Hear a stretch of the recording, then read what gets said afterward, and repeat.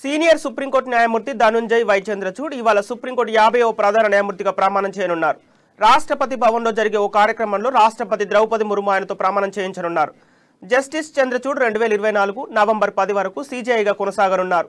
1959 November 11న జన్మించిన justice Chandrachud 2016 మే 13న supreme court న్యాయమూర్తిగా పదోన్నతి పొందారు. అయోధ్య భూ వివాదంతో సహా ఎన్నో చారిత్రాత్మక తీర్పులు ఇచ్చిన అనేక రాజ్యాంగ ధర్మాసనాల్లో భాగంగా జస్టిస్ చంద్రచూడ్ ఉన్నారు.